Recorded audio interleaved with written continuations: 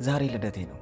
በኖርኩባቸው የህይወት ጥቂት ዓመታቶች የሚያስደስት፣ የሚያስከፋ፣ የሚያበረታ፣ ልብ የሚሰብር፣ የሚጠግን፣ የሚያስለቅስ፣ የሚያስቅ፣ አድካሚ ተራራ፣ አስደሳች ሜዳ በሆነ የህይወት መንገድ ውስጥ አልፌያለሁ። ከነ ስህተቴም ከነ ብርታቴም ህይወቴን እወደዋለሁ።